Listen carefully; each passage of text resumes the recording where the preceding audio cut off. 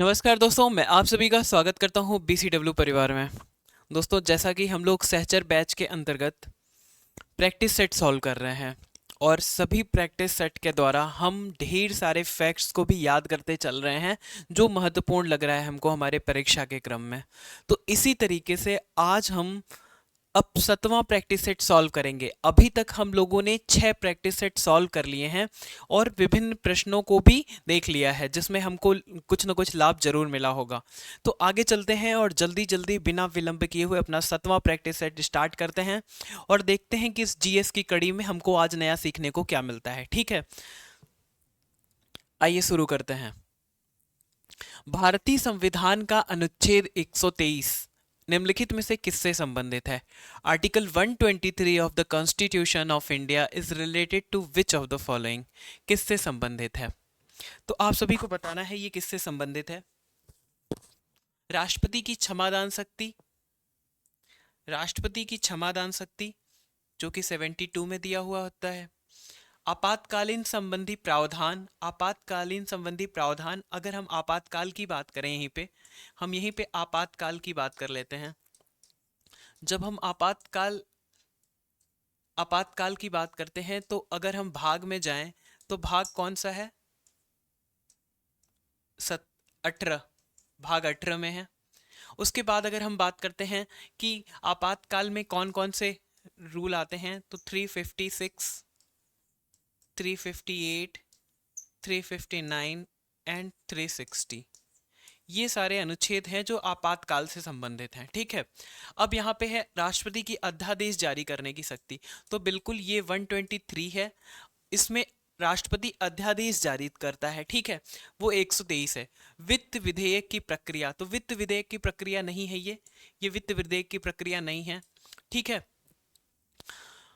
अब चलते हैं आगे, देखते हैं हमारा सही उत्तर इसमें क्या हो जाता है। सी हो जाता है। आगे चलेंगे।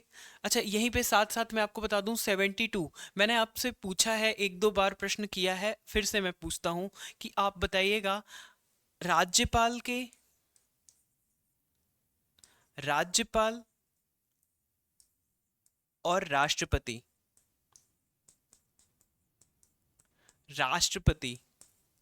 के क्षमादान में एक अंतर है, बस एक ही अंतर है। वो कौन सा है? कमेंट करके बताइए, जल्दी से बताइएगा। ठीक है, और अगर बात कर लेते हैं हम कुछ महत्वपूर्ण तथ्यों की, और भी महत्वपूर्ण तथ्यों की, तो जैसे कि राष्ट्रपति से संबंधित पूछता है 61, क्या होता है? महाभियोग। महाभियोग पूछता है 143, 143 किससे संबंधित है? तो परामर्श, परामर्श किससे? उच्चतम न्यायालय से, उच्चतम न्यायालय से परामर्श लेने की शक्ति या परामर्श प्राप्त करने का प्रावधान। ठीक है, किसमें है? आर्टिकल 143 में है और इसमें महाभियोग दिया हुआ है। आगे चलते हैं और भी विभिन्न पहलुओं को हम देखेंगे। अब पहले हम आगे देख लेते हैं। विच of the following pair is not correctly match? कौन सा इसमें ऐसा है जो ठीक तरीके से मैच नहीं, हमको वही ढूंढना है। एनीमोमीटर वायु की आर्द्रता का मापन, बैरोमीटर वायुमंडल दाब मापता है, एटमॉस्फेरिक प्रेशर, इलेक्ट्रोन्सेफेलोग्राफ मस्तिष्क की विद्युत गतिविधि रिकॉर्ड करता है, और फेदोमीटर जो कि समुद्र की गहराई मापता है। तो डी वाला बिल्कुल सही है, सी वाला बिल्कुल सही है और बी वाला भी सही है। अगर हम एनीमोमीटर की बात करते हैं, तो एनीमोमीटर क्या करता है? ये करता है स्पीड, वायु की स्पीड मापता है।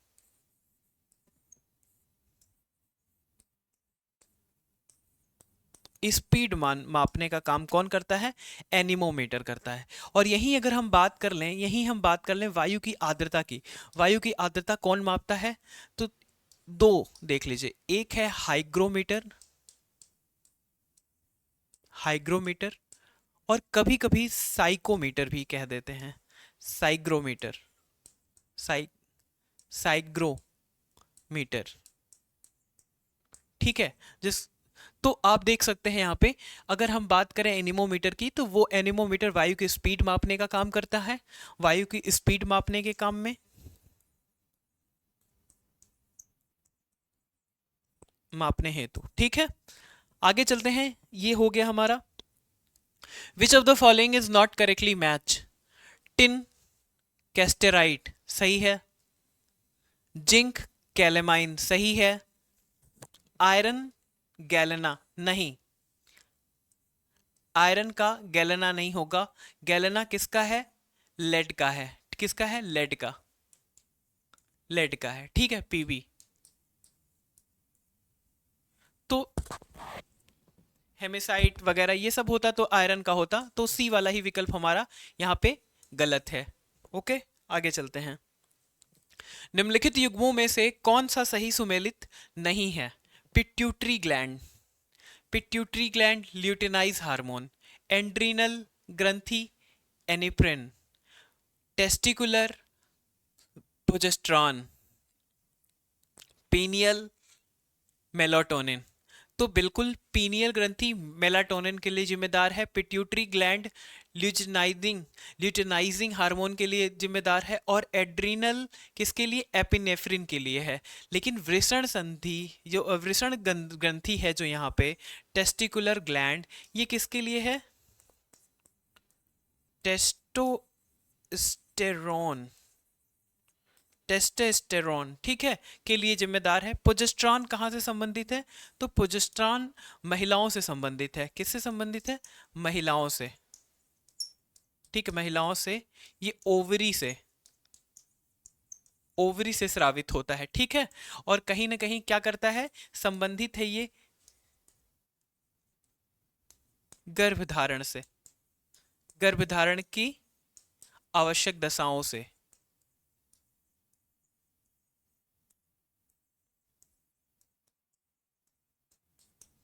ये कंडीशंस तैयार करता है, ठीक है।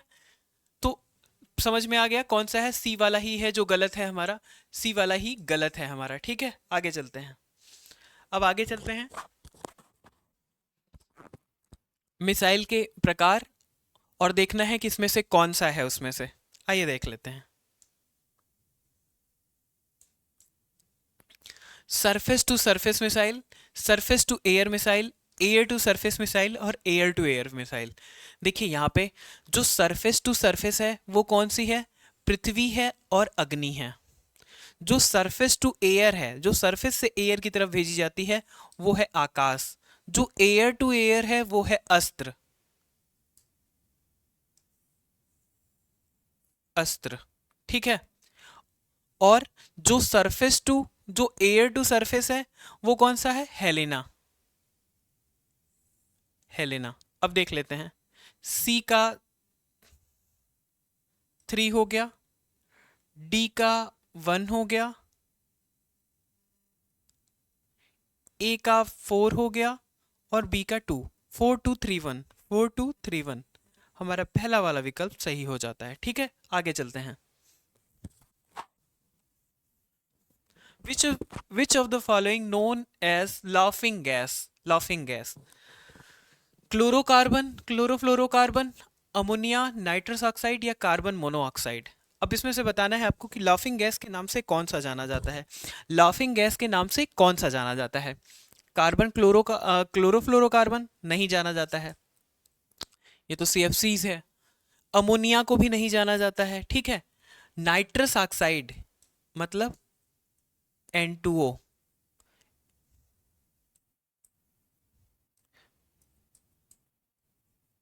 N2O, इसी को जाना जाता है किसके लिए? लाफिंग गैस कहते हैं इसको। क्यों लाफिंग गैस कहते हैं? लाफिंग गैस कहने का मतलब ये है, इसके प्रभाव में आने के बाद थोड़ी आनंद की अनुभूति होती है, मतलब आदमी परेशानियों से थोड़ा दूर होता है। इसको निश्चेतक के रूप में भी उपयोग किया जाता है, मेडिकल ट्रीटमेंट में भी, जैसे दंत चिकित्सा, मतलब जब हम क्या करते हैं, जब हम अपने दांत का इलाज वगैरह कराते हैं तो ये दांत के लिए लगाने के लिए निश्चेतक के लिए भी इसका उपयोग किया जाता है। और उसके साथ साथ इसका उपयोग कभी कभी मतलब बैन भी कर दिया जाता है, कुछ जगहों पे बैन भी है और इलीगल भी है अत्यधिक मात्रा में। क्यों? क्योंकि इससे नर्वस सिस्टम की दिक्कत देखने को मिल सकती है, और मतलब तंत्रिका तंत्र की समस्या देखने को मिल सकती है। किसकी वजह से? लाफिंग गैस की वजह से। अब देखिए NO2 के बारे में कुछ फैक्ट्स यहाँ जान लेते हैं, NO2 के बारे में कुछ फैक्ट जान लेते हैं। ग्रीन हाउस गैस है, ग्रीन हाउस गैस है,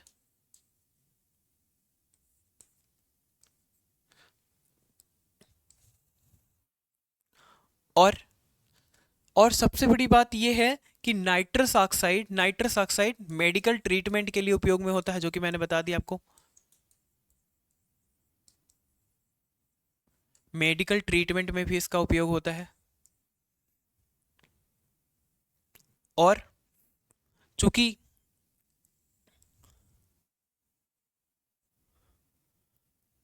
बहुत ज़्यादा रिएक्टिव नहीं है, बहुत ज़्यादा रिएक्टिव नहीं है, मतलब ज्वलनशील नहीं है।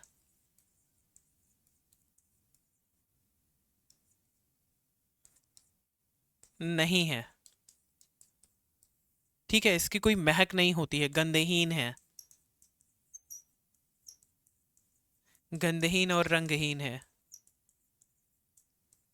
ठीक है, तो ये है नाइट्रस ऑक्साइड के बारे में। वही अगर आपसे पूछा जाए कि क्या नाइट्रोजन डाइऑक्साइड है, नाइट्रोजन डाइऑक्साइड क्या ग्रीन हाउस गैस है, तो नहीं है। ठीक है, अब आगे चलते हैं। पित्ताशय में पथरी होने पर, पित्ताशय में पथरी होने पर पाचन किसका प्रभावित होता है, किसका पाचन प्रभावित होता है? तो देखिए, पाचन किसका प्रभावित होगा? पित्ताशय में गैल ब्लैडर की बात हो रही है, द स्टोन प्रेजेंट इन गैल ब्लैडर। अगर आपके गैल ब्लैडर, मतलब आपके नहीं, मेरे कहने का मतलब मनुष्य के, आप दिल पे नहीं लेंगे।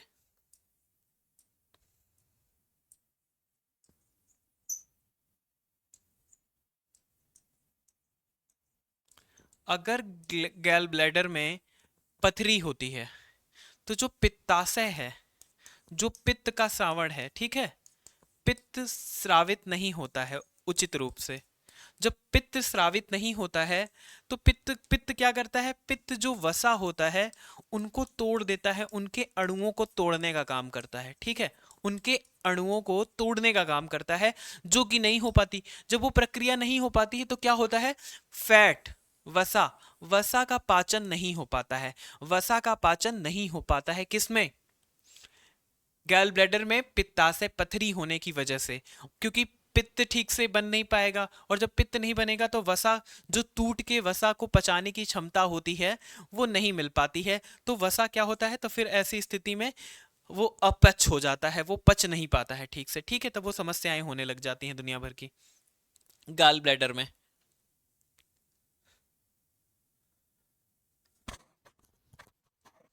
आगे चलते हैं। निम्नलिखित में से कौन सा एक अनुवांशिक रोग नहीं है? निम्नलिखित में से कौन सा एक अनुवांशिक रोग नहीं है? अनुवांशिक रोग का मतलब समझते हैं आप क्या होता है? जो जेनेटिक डिसऑर्डर्स होते हैं, जो जेनेटिक रूप से आपको मिलते हैं, मतलब परिवार में किसी को वो रोग है तो आगे आने वाले को भी वो समस्या देखने को मिल जाए। जैसे आपको ग्लूकोमा जेनेटिक रोग देखने को मिलेगा, आंख संबंधी समस्या है। श्वेत लोब जेनेटिक रोग है, मतलब एल्बिनिज्म। और हीमोफीलिया जेनेटिक रोग है। कलर ब्लाइंडनेस जेनेटिक रोग है। लेकिन रतौंधी, रतौंधी नहीं है, रतौंधी नहीं है। अब आप बताइए, रतौंधी किसकी कमी की वजह से होता है? विटामिन ए की कमी से होता है। ठीक है, विटामिन ए की कमी से होता है, मतलब विटामिन ए की वजह से क्या होता है? रतौंधी रोग हो जाता है। और रतौंधी रोग एक क्या अनुवांशिक रोग नहीं है। ठीक है, अनुवांशिक की बात हो रही है तो मैं आपको बता दूं, जैसे डीएनए में जीन पाया जाता है, डीएनए में जीन है, ठीक है, जीन है। अब इतना आप जानिए कि जीन से एक पीढ़ी से, मतलब फर्स्ट जनरेशन से सेकंड जनरेशन में कितना ट्रांसफर होता है? तो 30% होता है। अगर कभी स्टेटमेंट दिखे तो आपको पता होना चाहिए, 30% तक ही ट्रांसफर होता है, वो भी मैक्सिमम। ये मैक्सिमम बता रहा हूं मैं आपको। ठीक है, आगे चलते हैं। If an unsaturated sugar solution is prepared by mixing 100 gram of sugar with the half liter of water, मतलब हाफ लीटर वाटर है, 500 ग्राम प्लस 100 ग्राम शुगर है। ठीक है,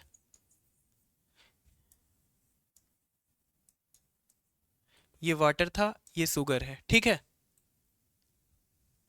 अब अगर यहाँ शुगर है,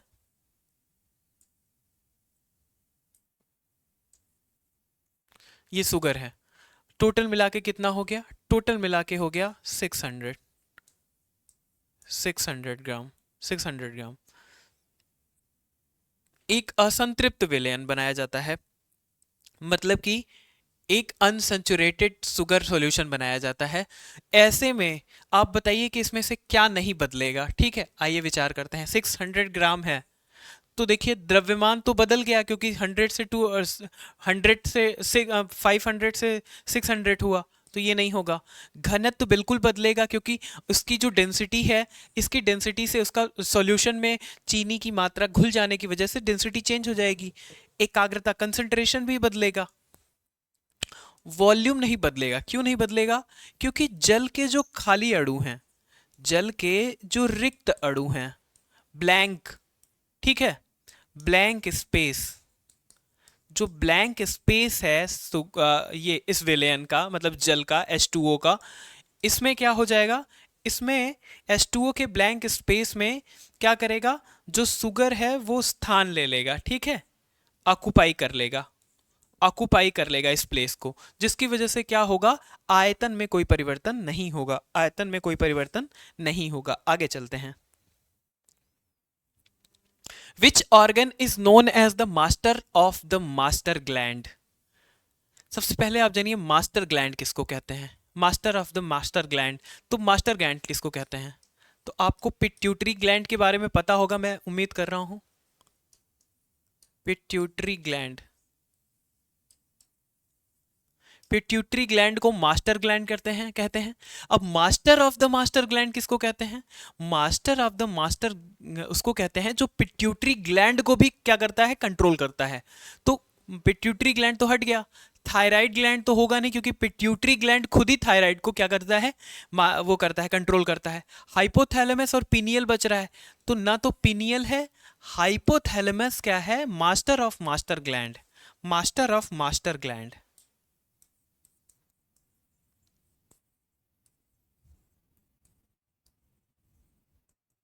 मास्टर ऑफ मास्टर ग्लैंड। ठीक है, कौन सा है? Hypothalamus, hypothalamus. आगे चलते हैं। 12th नंबर क्वेश्चन, अब देखते हैं इसमें। निम्नलिखित प्राकृतिक औषधियों, औषधि एवं उसके प्रमुख उपयोग के युग्मों में से कौन सा सही सुमेलित है? कुनैन जीवाणु संक्रमण के उपचार में इसका प्रयोग होता है। ऐसा नहीं है। देखिए, इसका मलेरिया के लिए, किसके लिए होता है? इसका जो उपयोग होता है वो मलेरिया के उपचार के लिए होता है। ठीक है, मलेरिया के उपचार के लिए होता है। तो वो क्या होता है? Protozoa, protozoa. तो प्रोटोजोआ को खत्म करने के लिए इसका उपयोग होता है। तो जीवाणु संक्रमण वाली बात तो गलत हो गया। ठीक है। Aloe vera used for would healing, wound healing and skin treatment. Aloe vera से घाव भरने और त्वचा का उपचार होता है। ये तो हल्दी का काम है। किसका काम है? हल्दी का काम है।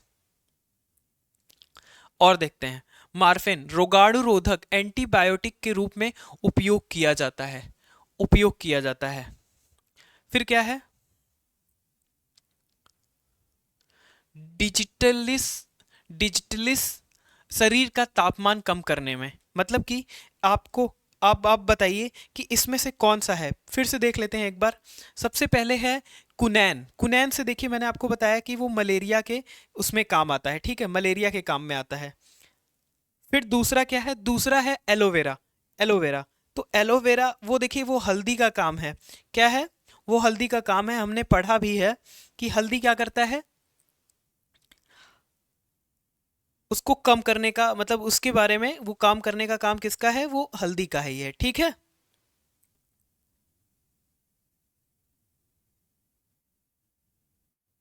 1 मिनट में पानी पी लो तब तक।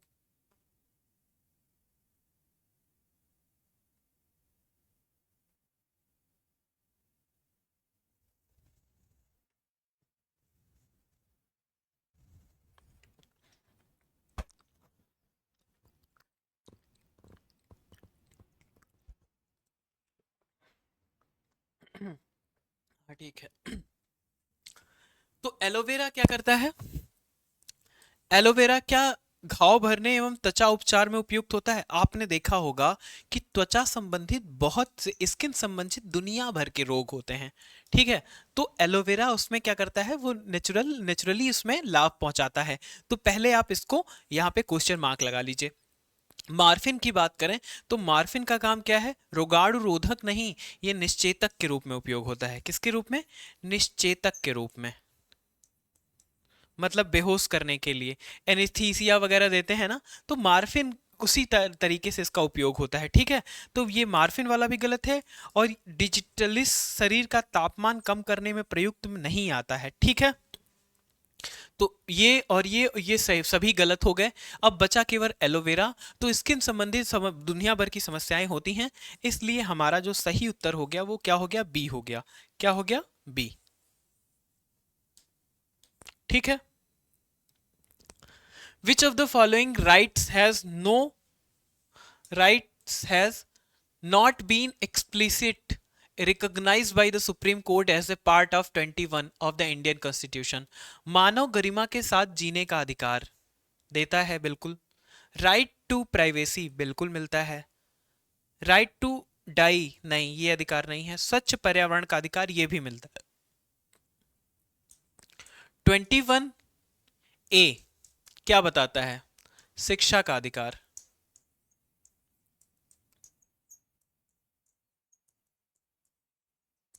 शिक्षा का अधिकार मिलता है किसमें? 21A में, आर्टिकल 21A में। आर्टिकल 21A में क्या मिलता है? शिक्षा का अधिकार। अब देखिए यहां पे जो हमारा सही उत्तर होगा वो होगा सी। क्या होगा? सी होगा, ठीक है? सी हो जाएगा, मरने का अधिकार। अभी आपको पता होगा कि मरने के, सम्मान पूर्वक मरने के लिए कौन से राष्ट्र ने अभी वो किया है, एक शुरुआत, एक पहल की है? तो कर्नाटक ने। कर्नाटक ने, याद रखें। Who is the chairman of 16th finance commission? 16वें वित्त आयोग। अब देखिए दो नाम यहीं पे मैं लिखता हूं।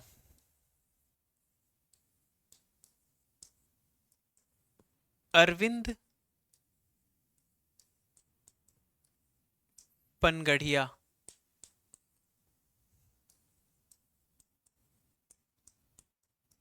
अमिताभ कांत। ये नीति आयोग के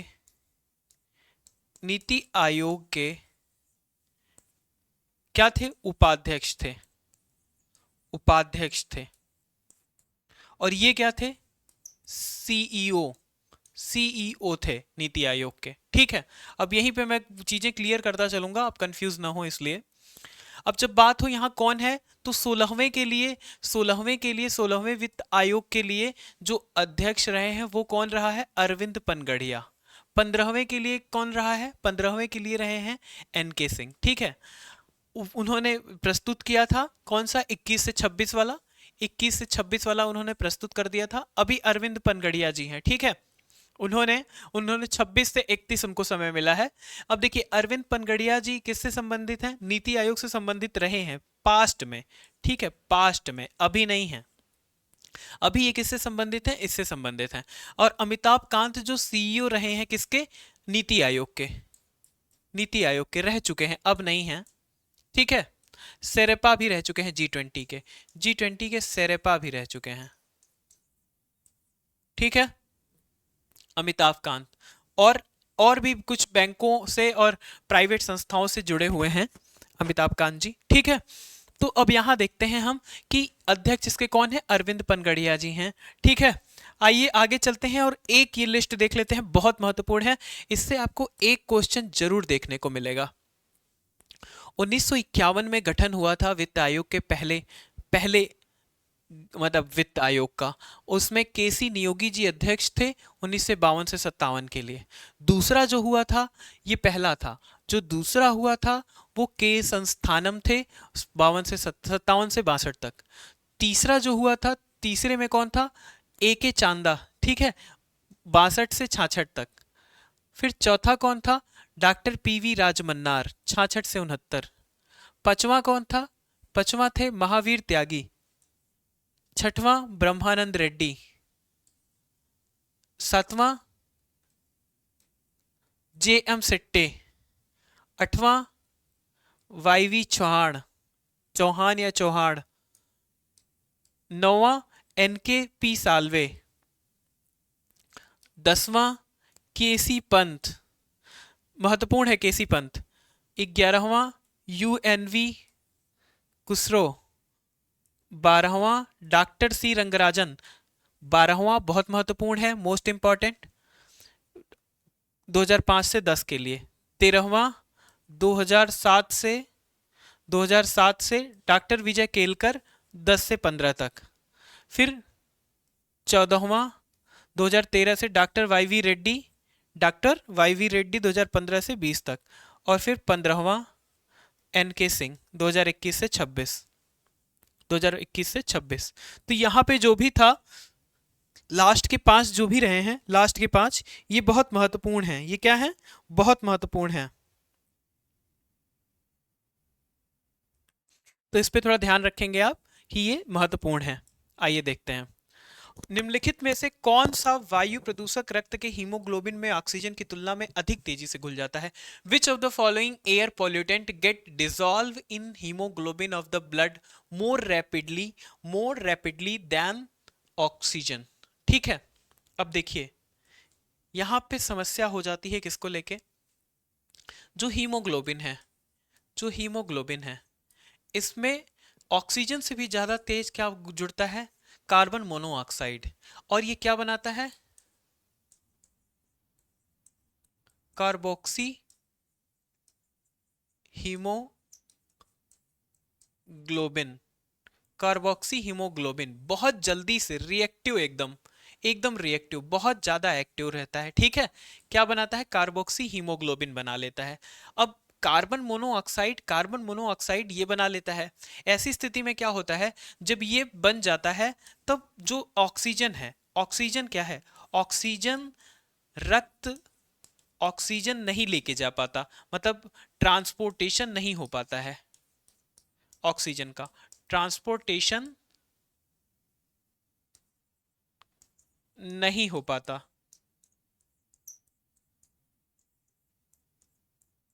ऐसे में क्या होता है? आज मतलब अगर जैसे घरों में अंगीठी जला के अगर आप सो जाते हैं, जैसे आप अगर अंगीठी जला के सो जाते हैं तो क्या होता है? धीरे धीरे कार्बन मोनोऑक्साइड आपके फेफड़े में जाने लग जाता है और वो रक्त से अभिक्रिया करने लग जाता है, कार्बोक्सी हीमोग्लोबिन बना लेता है और ऑक्सीजन ले जाने की प्रक्रिया को बाधित कर देता है। यहां तक कि इतना बाधित करता है कि मृत्यु तक हो सकती है। क्या? मृत्यु तक हो सकती है। मृत्यु तक हो सकती है, इसमें कोई बहुत बड़ी बात नहीं है। ठीक है, आगे चलते हैं। ये हमारा कार्बन मोनोऑक्साइड है। Consider the following statement about haemoglobin. Haemoglobin के संबंध में निम्नलिखित कथनों पर विचार करें। यह रक्त में ऑक्सीजन का परिवहन करती है। It's an iron containing compound. ठीक है। It's provides immunity against certain disease. ठीक है। यह रक्त को लाल रंग प्रदान करता है। कौन सा? हीमोग्लोबिन। क्या हीमोग्लोबिन रक्त को लाल रंग प्रदान करता है या लौ? जल्दी बताइए।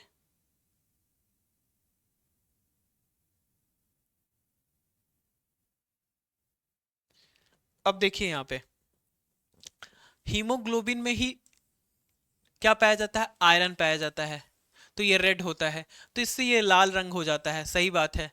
आयरन भी पाया जाता है और कैरीज ऑक्सीजन इन ब्लड, ये भी सही है। ये कुछ रोगों के विरुद्ध प्रतिरक्षा प्रदान करता है, ये बात गलत है। ठीक है, ये बात बिल्कुल गलत है। यहाँ पे जो सही हो जाएगा 1, 2 एंड 4 हो जाएगा। 1, 2 एंड 4 हो जाएगा ऑप्शन डी। एक व्यक्ति जिसे खाना कब रोकना है यह पता ही ना हो, उसे किस रोग से पीड़ित माना जाएगा? बुलिमिया, डायबिटीज, एनोरेक्सिया नर्वोसा और हाइपर एसिडिटी क्या माना जाएगा? तो इसको कहते हैं ईटिंग डिसऑर्डर। क्या कहते हैं?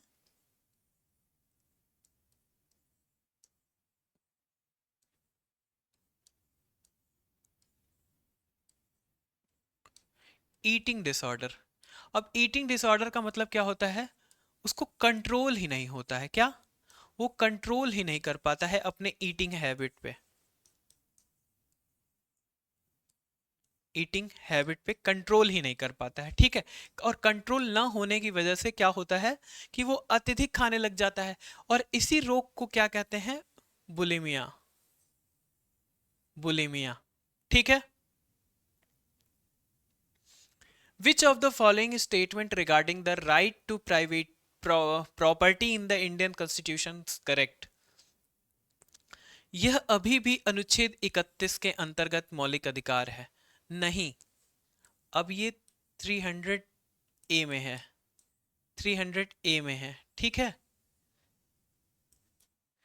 It was removed from fundamental rights by 642 constitutional amendment and made a legal right under article 300 ए। ये बात तो सही है, लेकिन ये 42 अमेंडमेंट नहीं था, 44 था, ठीक है। मतलब ये 44वां नहीं था, ये 42वां नहीं था, 44वां था। लेकिन ये वाली बात सही है के अंतर्गत आता है, लेकिन ये भी गलत हो गया।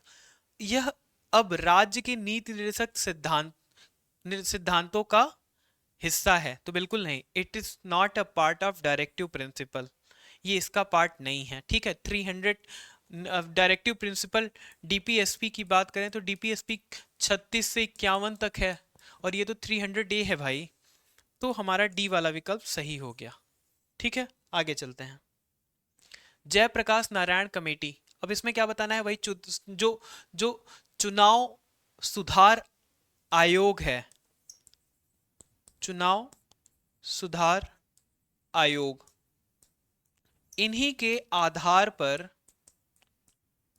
इन्हीं के आधार पर ये जो समितियां हैं, ये बताना है कि कब कौन संबंधित है किससे। जयप्रकाश नारायण 1974 से संबंधित हैं।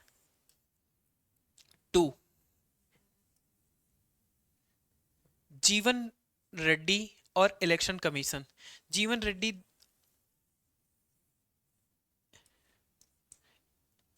2004 से संबंधित हैं, ठीक है।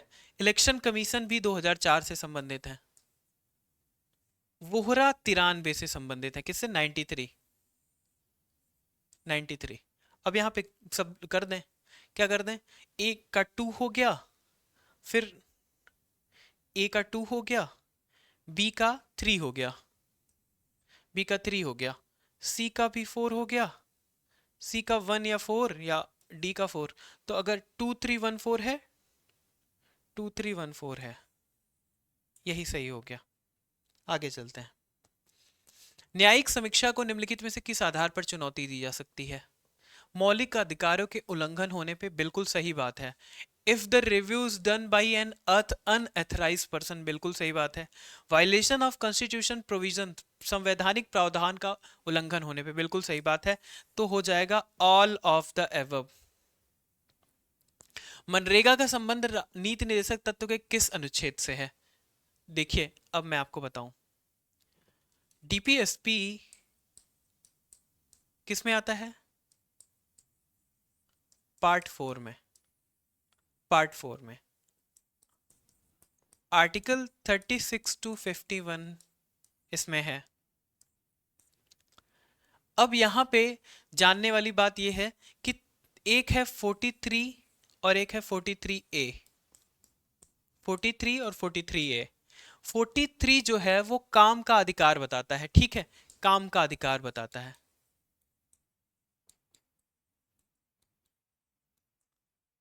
लेकिन मनरेगा जो है वो 43A में आता है, किस में आता है, 43A में आता है, ठीक है, 43A में आता है। कुछ महत्वपूर्ण दशाएं और भी हैं, लेकिन ये 43A में आता है। कुछ इसमें जो पैसा वैसा देने की कुछ प्रक्रियाएं हैं जो इन सब में संबंधित हो सकती हैं, लेकिन 43 में ये कंफर्म आता है, ठीक है। आगे चलते हैं, सामाजिक एवं शैक्षणिक रूप से पिछड़े व्यक्तियों के लिए आरक्षण का प्रावधान भारतीय संविधान के किस अनुच्छेद के तहत किया गया है।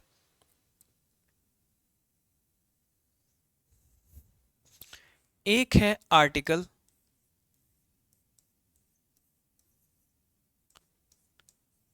15 का 4, एक है आर्टिकल 16 का 4। जब बात शिक्षा की आती है तो 15 का 4। जब बात नौकरी में आरक्षण की आती है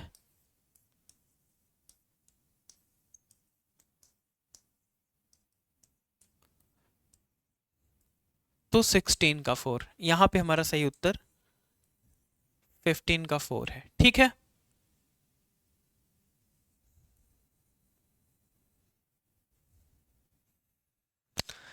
15 विदेशी नागरिकों को नहीं मिला है। विदेशियों के लिए नहीं है।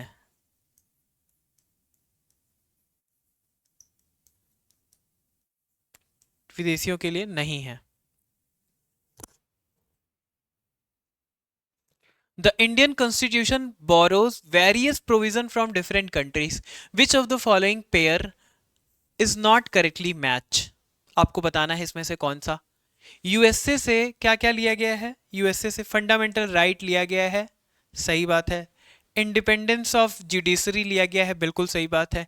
इम्पीचमेंट ऑफ प्रेसिडेंट लिया गया है, बिल्कुल सही बात है। और प्रियम्बल लिया गया है, बिल्कुल सही बात है। आयरलैंड से मेथड ऑफ इलेक्टिंग प्रेसिडेंट, बिल्कुल सही बात है। डीपीएसपी लिया गया है, बिल्कुल सही बात है। बाई कैमरलिज्म नहीं, ये कहां से लिया गया है? ये तो ब्रिटेन से लिया गया है। कहां से लिया गया है? ब्रिटेन से।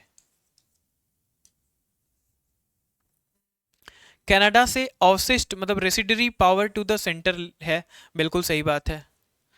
द स्ट्रॉन्ग फेडरेशन लिया गया है, ये भी सही है। और advisory jurisdiction of supreme court लिया गया है, ये भी सही बात है। मतलब advisory jurisdiction of supreme court, ये भी सही बात है। और फिर है साउथ अफ्रीका की बात, तो कॉन्स्टिट्यूशनल अमेंडमेंट प्रोसीजर बिल्कुल लिया गया है। इलेक्शन ऑफ राज्यसभा मेंबर्स बिल्कुल लिया गया है। हमारा बी वाला विकल्प क्या है? यहां पे गलत है, तो यही उत्तर हो जाएगा। राष्ट्रपति के पद में मृत्यु या त्याग पत्र के कारण स्थायी रिक्ति होने की स्थिति में नए राष्ट्रपति के निर्वाचन होने की जो अवस्थिति बनती है, वो अगर बन जाए तो भारत का राष्ट्रपति कौन होगा? तो भारत का राष्ट्रपति कौन होगा, जल्दी बताइए, किसको वो अधिकार प्राप्त है?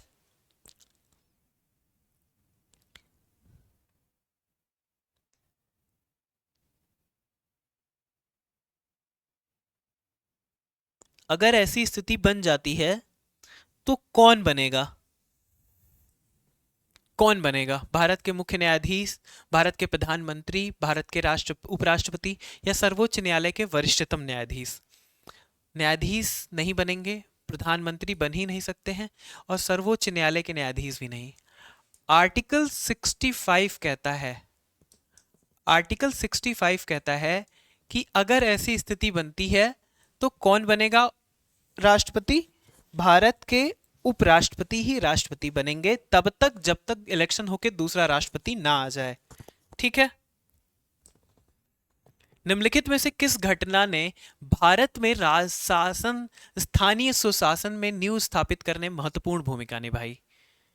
विशेष रूप से विकेंद्रीकरण, सार्वजनिक भागीदारी पर ध्यान केंद्रित करते हुए। Which of the following events played a major role in laying of foundation of local self government in India, focusing on decentralisation and public participation? तो क्या है? मार्ले मिंटो 1909 नहीं। लॉर्ड रिपन का संकल्प, बिल्कुल 1882 का संकल्प, ये सही बात है। मॉन्टेगो चेम्सफोर्ड, बिल्कुल नहीं। सामुदायिक विकास कार्यक्रम, बिल्कुल नहीं। तो ये जो लॉर्ड रिपन थे, चाहे वो शिक्षा रही हो, शिक्षा के क्षेत्र में भी इन्होंने बहुत सुधार किया, प्रेस के सुधार और स्वतंत्रता के क्षेत्र में भी बहुत काम किया, और स्थानीय स्वशासन को लेकर भी इन्होंने बहुत काम किया। इसलिए हमारा जो सही उत्तर हो जाएगा वो लॉर्ड रिपन हो जाएगा। ठीक है, संसद के संयुक्त बैठक के संदर्भ में निम्नलिखित कथनों पर विचार करें। Article 109 provide for joint sitting of both house parliament in certain cases. ये 109 दिया हुआ है, जबकि यहाँ पे 108 देना चाहिए। तो ये वाला गलत हो गया। The joint sitting of both house in prescribed over by the speaker of Lok Sabha. दोनों सदनों की संयुक्त बैठक की अध्यक्षता लोकसभा के अध्यक्ष द्वारा की जाती है, बिल्कुल सही बात है। तो क्या हो जाएगा, केवल दो।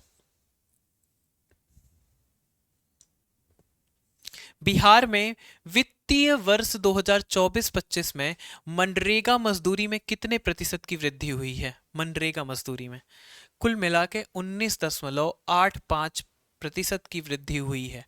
ठीक है।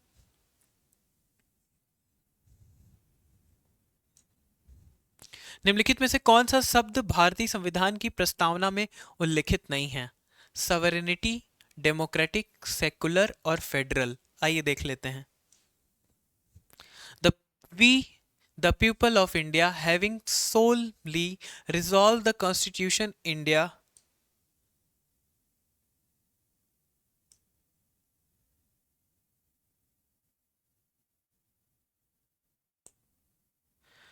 India into a sovereign, socialist, secular democratic republic, and to secure to all its citizenship, justice, social, economic, and political liberty of thought, expression, belief, faith, and worship, equality of status and of opportunity, and to promote among them all fraternity, assuring the dignity of the individual and the unity and integrity of the nation. In our Constitution Assembly, this 26th day of November 1949, to hereby adopt, enact and give to ourselves this constitution.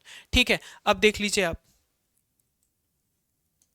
यहाँ पे देखिए, sovereignty, democratic और secular. Sovereignty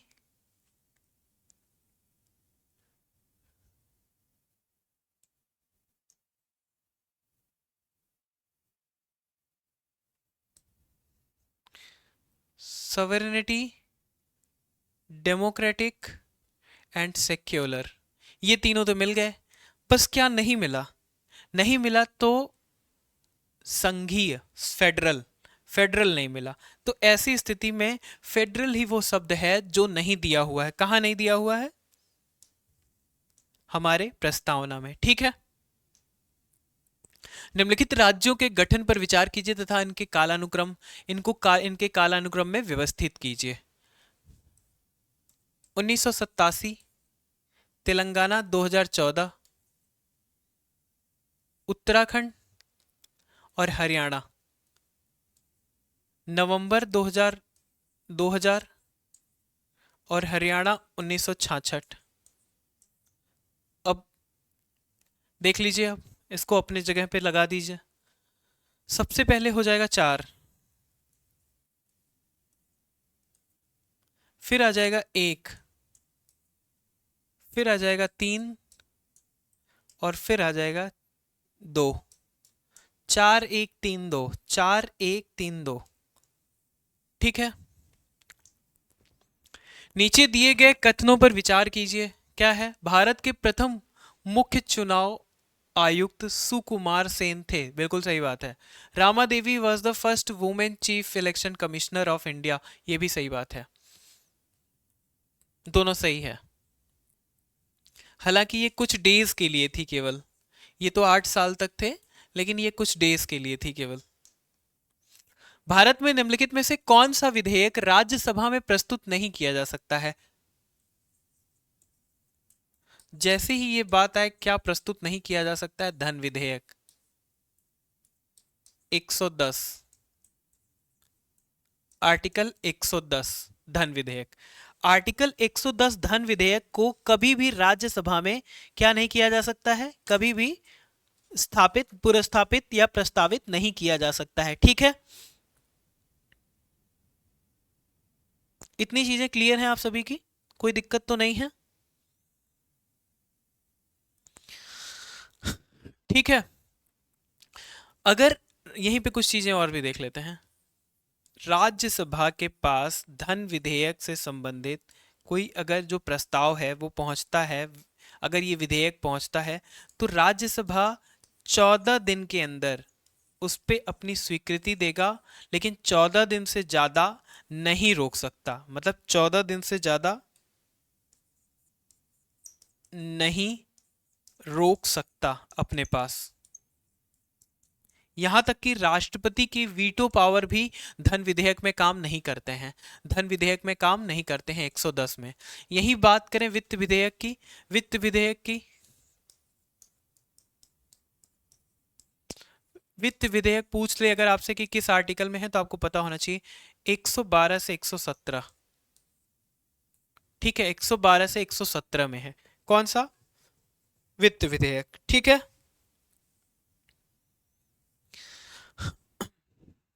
संवैधानिक साधारण विधेयक की बात अगर कर ले तो ये 107 में है। किस में है? 107 में। ठीक है, 110, 107, इतनी चीजें क्लियर हैं, इसमें कोई कंफ्यूजन तो नहीं है? ठीक है, आगे बढ़ते हैं।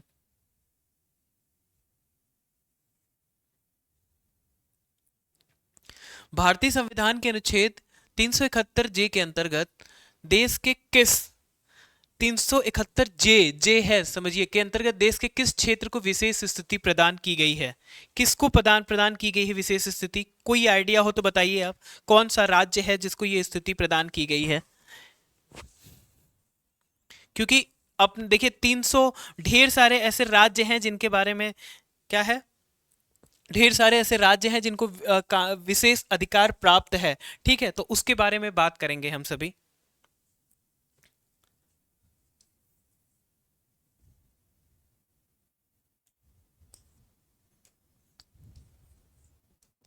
371 ए,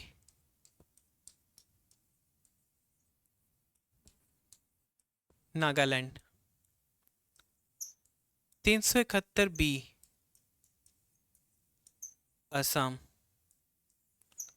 371 सी, मणिपुर। 371 डी, आंध्र प्रदेश। 371 एफ, ई में भी क्या है? आंध्र प्रदेश ही है। ये डी था, ई में भी आंध्र प्रदेश है, लेकिन अगर एफ की बात करें तो एफ में सिक्किम है। क्या है?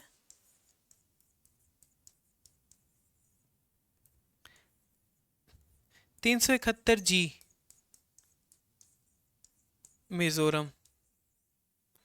ठीक है, 371 जी, मिजोरम। अब बचा है एच, जो कि अरुणाचल प्रदेश है। कौन सा? एच अरुणाचल प्रदेश है, आई और जे। 371 जी एच क्या है? अरुणाचल, अरुणाचल। 371,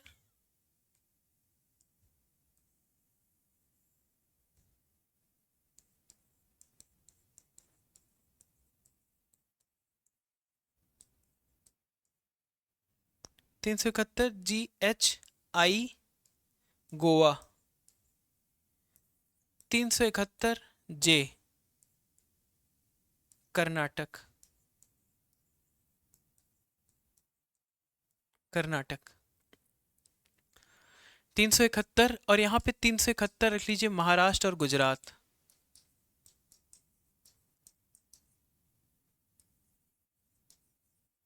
गुजरात। ठीक है, तो 371 जे के बारे में पूछ रहा है, कौन सा है? कर्नाटक, कर्नाटक। ठीक है, इतनी चीजें क्लियर हैं, यहाँ पे कोई ऐसी असुविधा तो नहीं है आपको? कुछ भी अगर ऐसा लगे कि यहाँ पे आपको बताने की जरूरत है तो आप बिल्कुल पूछ सकते हैं। निम्नलिखित में से किसकी कोशिका में कोई एंजाइम नहीं होता? In which of the following does the cell containing no enzyme? Lichen, विषाणु, मतलब लाइकेन, वायरस, बैक्टीरिया, एल्गी, जीवाणु या शैवाल, किसमें? तो देखिए जो वायरस होते हैं उसमें कोई एंजाइम नहीं पाया जाता है। वो अपने अपने विकास, ग्रोथ के लिए जो ग्राही होता है, जहां पे विषाणु प्रवेश करते हैं, ठीक है, उस ग्राही के सिस्टम का ही प्रयोग करता है। वो ग्राही के सिस्टम को ही उपयोग करता है अपने लिए। ठीक है, अपने लिए, याद रख लें आप।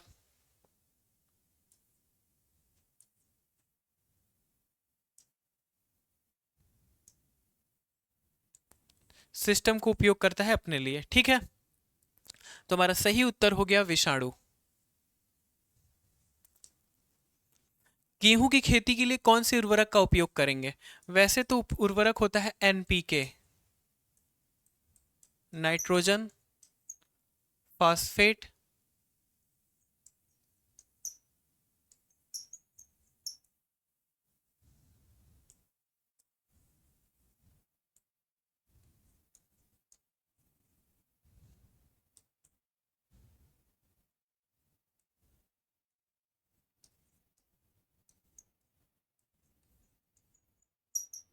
फॉस्फेट और पोटास, ये तीनों की आवश्यकता होती है, नाइट्रोजन, फॉस्फेट और पोटास की। लेकिन यहाँ पे क्या सबसे ज़्यादा चाहिए? नाइट्रोजन। सबसे ज़्यादा एबंडेंट मात्रा में चाहिए होता है नाइट्रोजन। ठीक है, नाइट्रोजन की पूर्ति किससे होती है? देखिए, नाइट्रोजन के लिए Drosera, नेफेंथिस,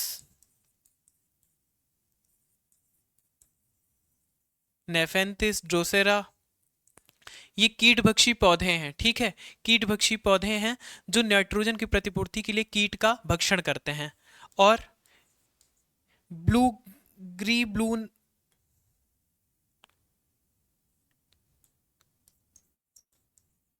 blue green algae,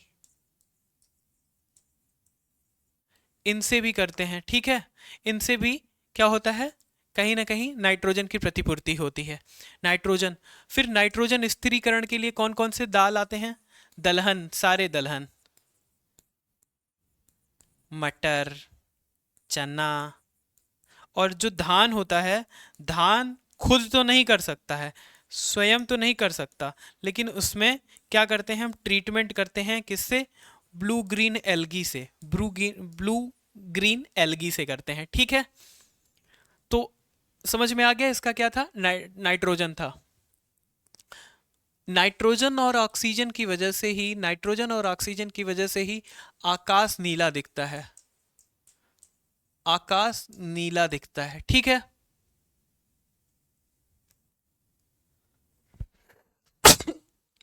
sorry sorry.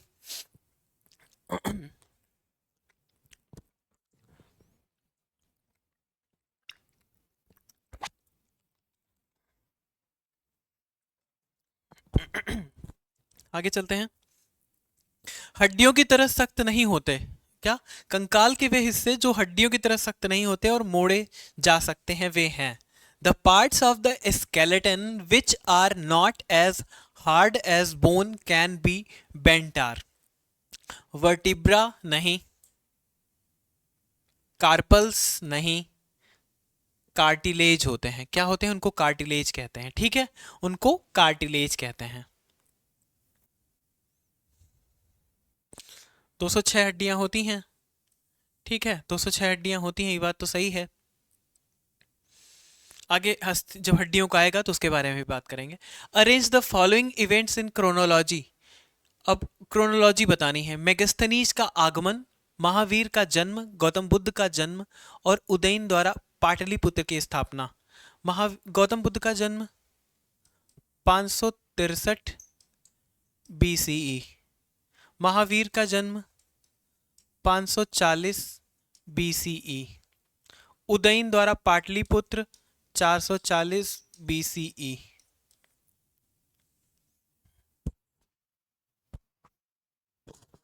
ये सही है, 440। मेगस्थनीज का मेगस्थनीज का कब हुआ था? मेगस्थनीज के बारे में थोड़ा सा कंफ्यूजन है मुझे।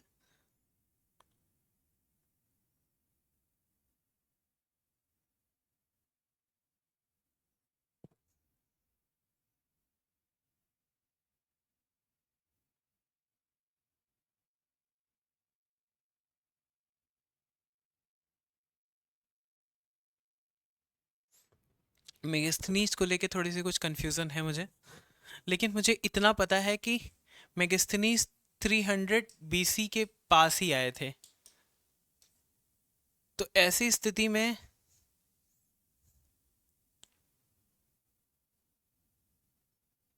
सबसे पहले तो जन्म हुआ होगा किसका? बुद्ध जी का, फिर महावीर जी का, फिर फाउंडेशन हुआ होगा पाटलिपुत्र का, फिर आए होंगे मेगस्थनीज। हमारा जो विकल्प होगा वो 3241 होगा, बी।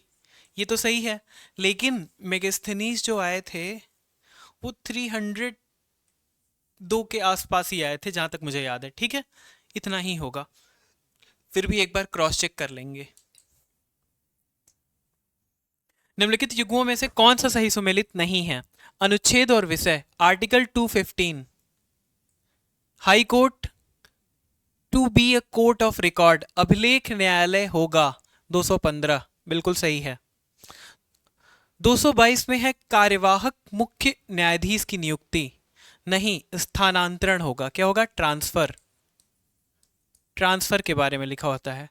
और क्या acting appoint of acting chief justice, ये आता है आर्टिकल 223 में। किस में आता है? आर्टिकल 223 में। 226 में क्या देता है? Power of high court issue writ, तो ये रीड करने के लिए बिल्कुल सही है, ये भी सही है, लेकिन यहाँ पे यही गलत था, हमारा यही गलत था। ठीक है, तो हमारा वी विकल्प हो जाएगा। फिर भी फोर्थ देख लेते हैं। आर्टिकल 227 में अधीनस्थ न्यायालयों पर उच्च न्यायालय की पर्यवेक्षण की शक्ति, बिल्कुल सही है। उच्च न्यायालय पर, अधीनस्थ न्यायालयों पर उच्च न्यायालयों की शक्ति, तो बिल्कुल एकदम सही है। इसमें किसी प्रकार की कोई दुविधा होनी ही नहीं चाहिए। ठीक है। अच्छा, जो इसके न्यायाधीश होते हैं वो 62 वर्ष से कम हो और एचसी में 10 साल वकालत कर रहे हो। अभी हमने एक क्वेश्चन में देखा भी है पीछे, तो हमको ये पता होना चाहिए। टोटल कुल मिला के भारत में कुल 25 हाई कोर्ट हैं। ठीक, कितने हैं? 25 हाई कोर्ट हैं। जैसे गुवाहाटी हो गया, गुवाहाटी के साथ साथ बम्बई हो गया, कलकत्ता हो गया, इन सब जगह ये सारे जो हाई कोर्ट हैं, गुवाहाटी गुवाहाटी बम्बई और कलकत्ता, ये सारे क्या करते हैं? कोलकाता, ये सारे शेयर करते हैं अपने हाई कोर्ट को अन्य राज्यों से। ठीक है।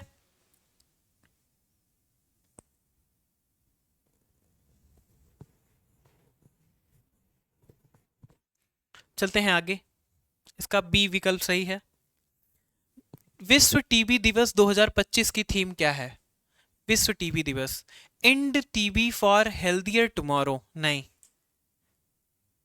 Yes we can end TB, committed invest and deliver, हाँ हम टीवी को समाप्त कर सकते हैं, प्रतिबद्ध होकर, निवेश करके और परिणाम देते। ठीक है, कहने का मतलब अगर हम कर सकते हैं तो कमिटेड हो, इन्वेस्ट करें और डिलीवर करें, तो बिल्कुल यही वाला है हमारा 2025 का। और ये होता किस दिन है? 24 मार्च को। 24 मार्च को मनाया जाता है। द क्लॉक इज टिकिंग, ये भी नहीं है और ये भी नहीं है। Which ministry launch the Aadhaar good governance portal to streamline the approval process for Aadhaar authentication, तो किसने किया है? गृह मंत्रालय ने? नहीं। Ministry of electronic and information technology ने? बिल्कुल। फाइनेंस ने भी नहीं और कम्युनिकेशन ने भी नहीं, तो ये कौन है? इलेक्ट्रॉनिक और सूचना प्रौद्योगिकी मंत्रालय ने। हाल ही में एलन मस्क ने डिजिटल वॉलेट एक्स मनी के लिए किसके साथ समझौता किया है? वीजा के साथ। हाल ही में रामसर साइट की सूची के लिए शामिल खुच्चोपल्ली कब हुए थे? जब हुए थे तो कुल 89 रामसर साइट हो गए थे। आर्द्रभूमि कहाँ स्थित है? तो कहाँ स्थित है जब इसको शामिल किया गया था तब? आगे जैसे जैसे जुड़ती जाएगी हम लोग बताते जाएंगे। 89 तो क्या था? सिक्किम में है। ठीक है। Recently which super app has been launch by Indian railway for seamless travel, हाल ही में भारतीय रेलवे ने निर्बाध यात्रा के लिए कौन सा सुपर ऐप लॉन्च किया है? स्वरेल। हाल ही में भारत अमेरिकी गायिका चंद्रिका टंडन के किस एल्बम को चैंट एल्बम श्रेणी में ग्रैमी पुरस्कार मिला? त्रिवेणी को। त्रिवेणी को। Recently which female astronaut created a new record of 46 our and 6 minute of space walk? एक ही है महारथी जिन्होंने ऐसा किया है, सुमिता विलियम्स। हाल ही में भारतीय सेना ने किसके साथ संयुक्त सैन्य अभ्यास एक्विरिन प्रारंभ किया? मालदीव के साथ। हाल ही में व्हाट्सएप गवर्नेंस पहल मन मित्र किसने प्रारंभ किया? आंध्र प्रदेश ने।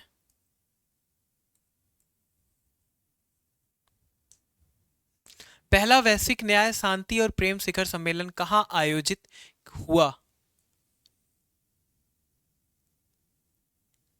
यूएई। हाल ही में 2025 में मिसेस वर्ल्ड ऑफ का खिताब जीतने वाली पहली अश्वेत महिला सेगो गेले। सेगो गेले। भारत और मिस्र की सेनाओं के बीच संयुक्त संयुक्त सैन्य अभ्यास साइक्लोन 2025 कहां प्रारंभ हुआ? राजस्थान में। Recently at the Rotterdam International Film Festival who was honoured with the NETPAC award. कौन से फिल्म फेस्टिवल में नेटपैक अवार्ड से सम्मानित किसको किया गया? ठीक है, कौन सा फिल्म है वो? तो वो है बैड गर्ल। बैड गर्ल, जिसको ये अवार्ड दिया गया है। In January 2025, acclaimed filmmaker received the Satyajit Lifetime Achievement Award from the West Bengal Film Journalist Association. Who was the filmmaker? Aparna Sen. ठीक है, Aparna Sen. Which player has recently received a record of hitting the second highest number of sixes in ODI? अभी तो इन्होंने सबसे ज्यादा लगा लिया रोहित शर्मा।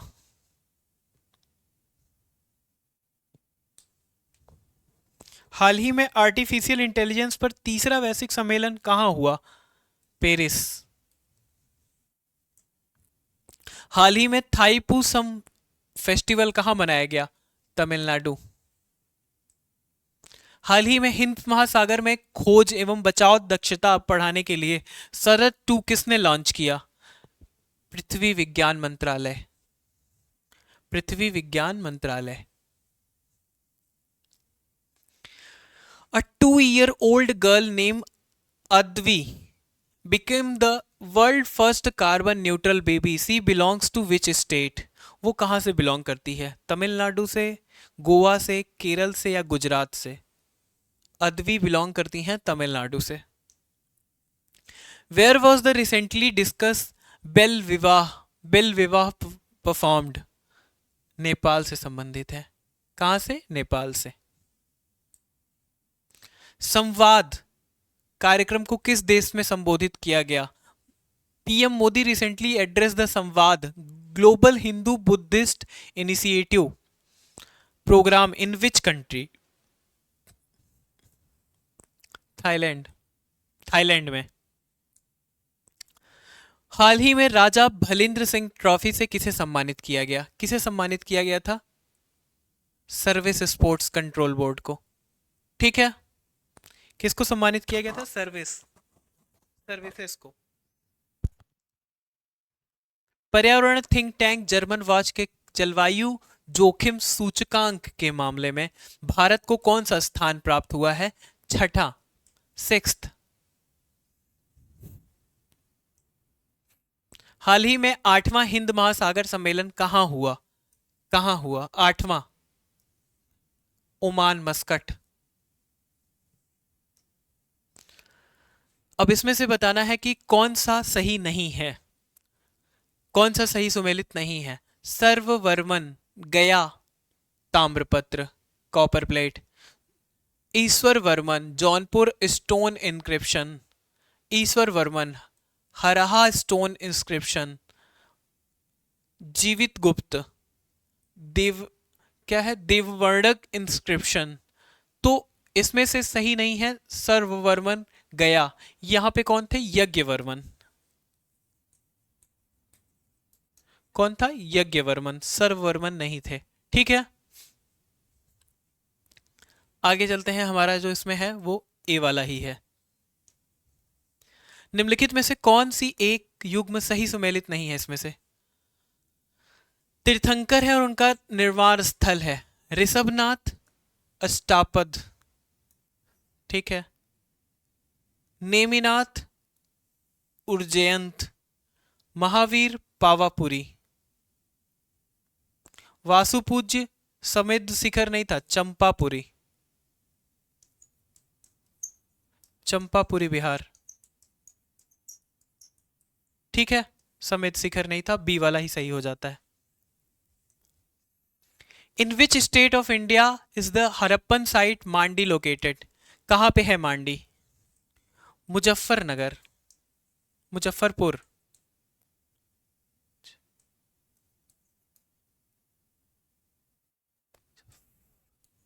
मुजफ्फरपुर, उत्तर प्रदेश, ठीक है, मांडी, उत्तर प्रदेश। मांडा होता तो जम्मू कश्मीर, मांडा होता तो जम्मू कश्मीर। मांडा सबसे उत्तरी है, दैमाबाद सबसे दक्षिणी है, सबसे दक्षिणी है जो कि महाराष्ट्र में है। आलमगीरपुर, आलमगीरपुर कहाँ है? उत्तर प्रदेश में।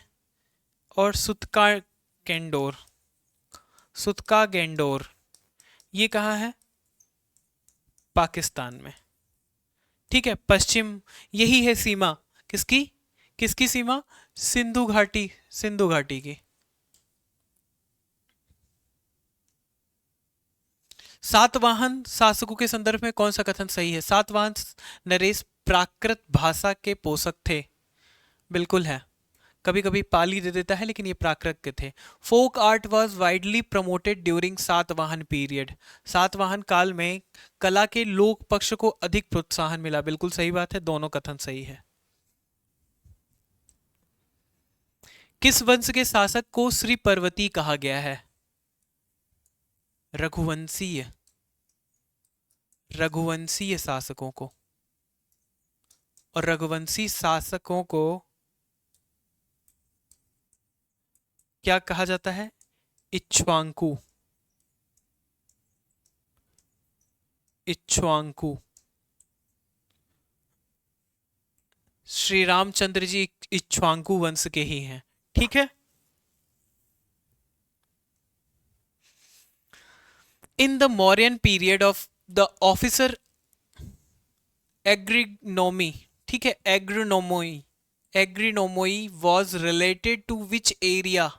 एग्रोनोमोई अधिकारी किस क्षेत्र से संबंधित रहा? मापतौल, प्रशासन प्रबंध, मार्ग निर्माण या राजस्व? तो एग्रोनोमोई जो था वो संबंध था उसका रोड कंस्ट्रक्शन से, ठीक है।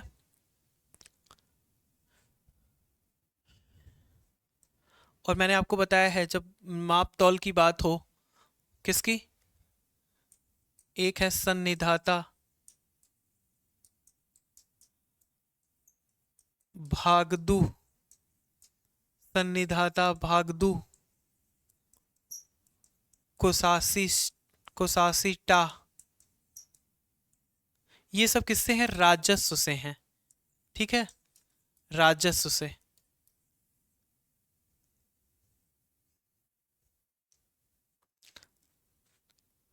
मत्स्य, अब यहां पे दिए हुए हैं महाजनपद और उनकी कैपिटल। मत्स्य का है विराटनगर, कुरु का है इंद्रप्रस्थ,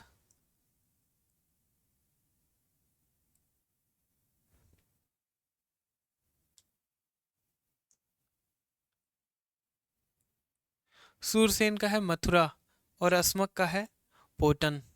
अब यही मिला लेते हैं। 3 4 1 एंड 2, 3 4 1 एंड 2, सी वाला विकल्प सही है हमारा। The sun temple of Multan has been mentioned by Hiuen Tsang, Abu Zaid, al Masudi and al Barani. Multan के सूर्य मंदिर का उल्लेख Hiuen Tsang, Abu Zaid, al Masoodi और अल बरनी ने किया है, बिल्कुल सही बात है। सांबपुर याज्ञोत्सव सूर्य पूजा से संबंधित था, सांबपुर। बिल्कुल। यात्रोत्सव सूर्य पूजा से संबंधित था कौन? सांबापुर। ठीक है, सांबापुर। ये भी सही है। तो दोनों हमारे सही हैं।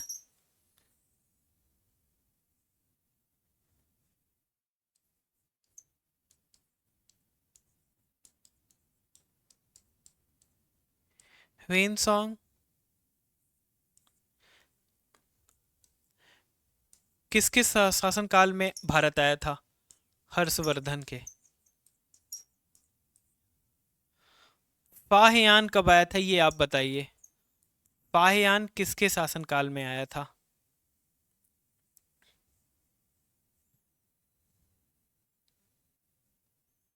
सुमेलित कीजिए तथा सही उत्तर चुनिए। जो सिंधु घाटी सभ्यता थी वो अर्बन सभ्यता थी। 4। उत्तर वैदिक समाज, ऋग्वैदिक समाज। ऋग्वैदिक समाज जो था वो किससे संबंधित था? उत्तर वैदिक समाज किससे था और ऋग्वैदिक किससे था? और मध्यकाल, मध्यकाल जो था वो किससे संबंधित था? जमींदारी से। 2 से। 4 और 2। और बी का क्या हो जाएगा? एग्रीकल्चर। और ऋग्वैदिक किससे संबंधित था? चारागाह से। चारागाह से।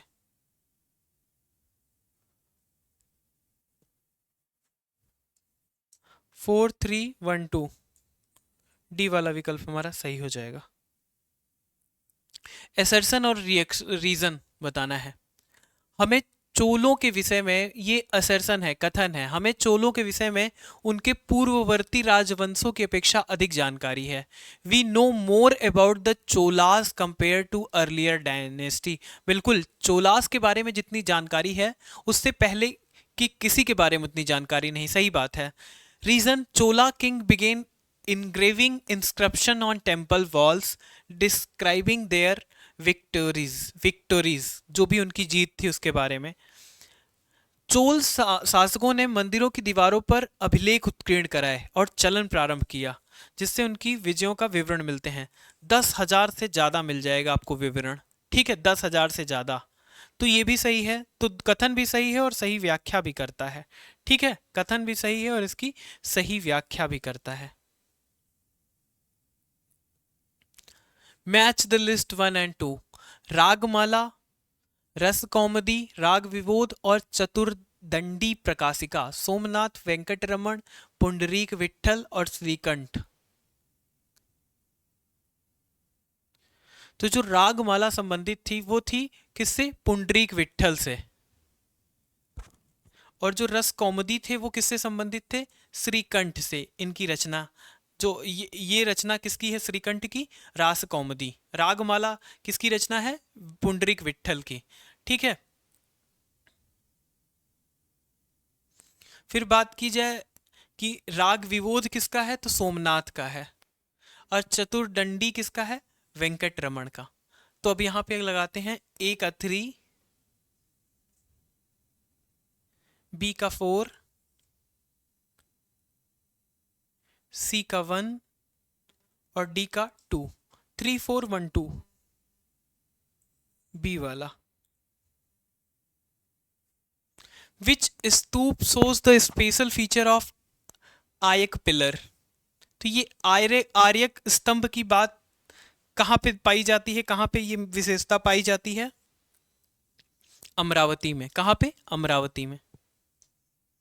विच of the following statement is false regarding the price control policy of Alauddin Khilji. तो अलाउद्दीन खिलजी की मूल्य नियंत्रण नीति से कौन सा असत्य है? बड़ी सेना को बनाए रखना? नहीं। Stopping black marketing? नहीं। विद्रोह को रोकना? वस्तुओं के दाम बढ़ाना? ये दाम घटाना था, बढ़ाना नहीं था। ठीक है, तो यही हो जाएगा हमारा सही विकल्प डी। इतिहास के संदर्भ में सही कालानुक्रम में व्यवस्थित करना है। जो रामानुजन थे वो 1017 के आसपास पैदा हुए थे। जो शंकराचार्य थे वो 788 के आसपास पैदा हुए थे। मीराबाई जो थी वो 1498 में थी। ठीक है, मीराबाई कब थी? 1498 में थी। अब हाँ, मीराबाई का 1498 ही था।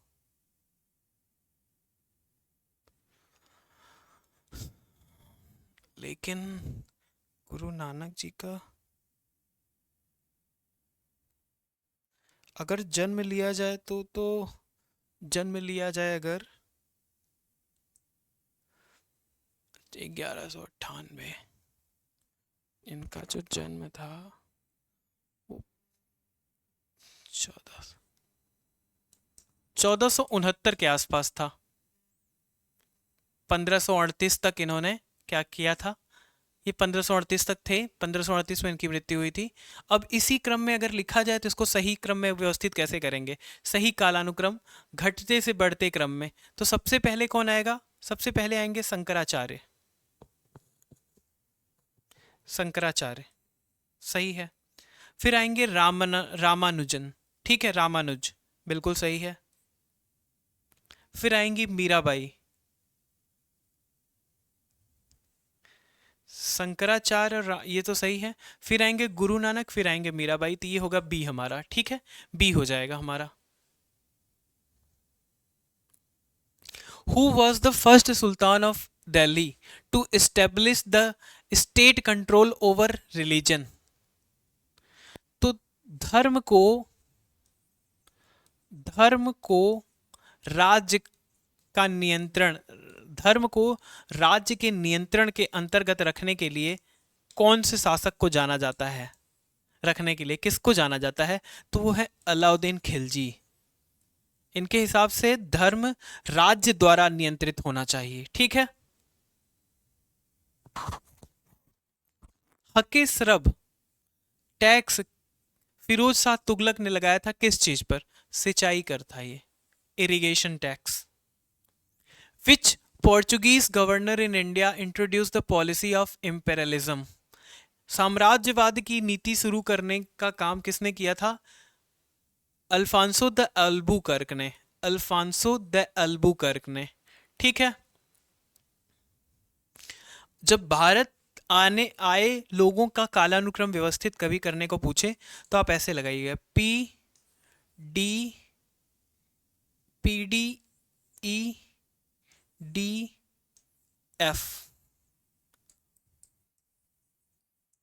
Portugal, Dutch, English, Danish, France. ठीक है, फ्रेंच।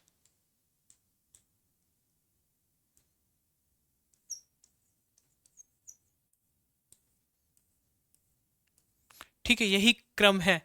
इसी क्रम में विदेशी आए थे। ठीक है, यूरोपीय आए थे भारत। PDEDF। क्रिप्स मिशन, 1942 के क्रिप्स मिशन के बारे में बात की जा रही है। कौन सा सही है? क्रिप्स मिशन ने भारत संघ को डोमिनियन स्टेट और राष्ट्रमंडल से अलग होने का अधिकार प्रस्ताव रखा था। सही बात है। कांग्रेस ने इस प्रस्ताव को सर्वसम्मत से स्वीकार कर लिया था। नहीं, रिजेक्ट कर दिया था। रिजेक्ट कर दिया था। केवल एक सही है, क्रिप्स मिशन। ठीक है। और जब क्रिप्स मिशन आया था तो क्रिप्स मिशन इसलिए भी आया था कि उस समय क्या चल रहा था? द्वितीय विश्व युद्ध चल रहा था, वर्ल्ड वॉर 2। तो वो चाहते थे, ब्रिटिशर्स चाहते थे कि इंडिया उनका साथ दे। ठीक है, इंडिया उनका साथ दे।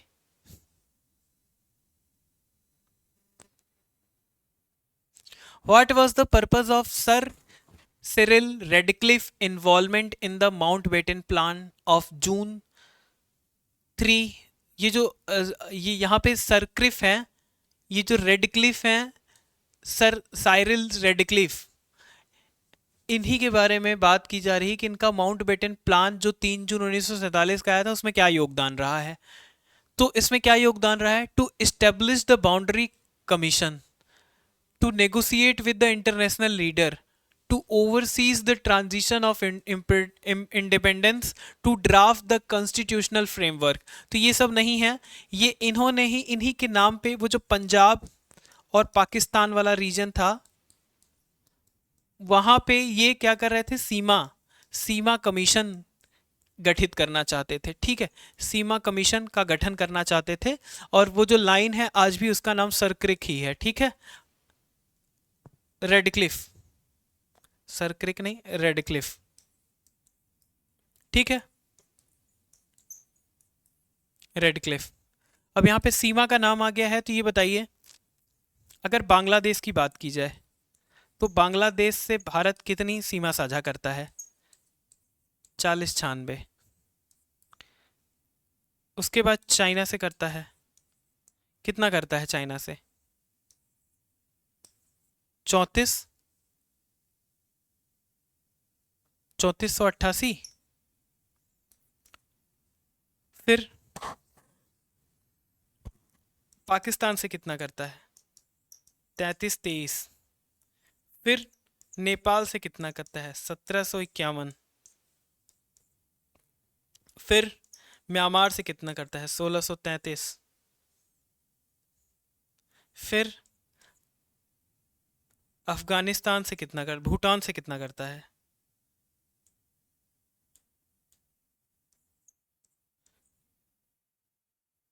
599 के आसपास। फिर अफगानिस्तान से कितना करता है? 106। ठीक है, ये है क्या, सीमा। ठीक है, और एक बात, मैकमोहन रेखा किससे संबंधित है? चाइना से।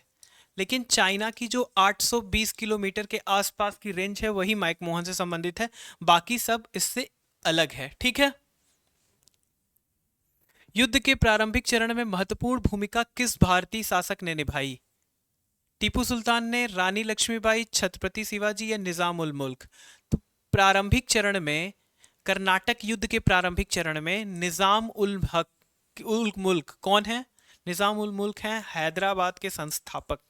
हैदराबाद स्वतंत्र क्या था? स्वतंत्र प्रांत था, इसके संस्थापक थे निजाम उल मुल्क। इन्होंने ही क्या किया था? इन्होंने ही मुगल बादशाह के नौटंकियों को देखते हुए उनसे अलग हो गए थे और एक स्वतंत्र राज्य की स्थापना की थी। ठीक है, स्वतंत्र प्रांत की। और उन्होंने ही क्या किया था? कर्नाटक युद्ध के प्रारंभिक चरण में महत्वपूर्ण भूमिका निभाई थी। Which of the following British commander played a key role in the Battle of Buxar? मतलब 1664,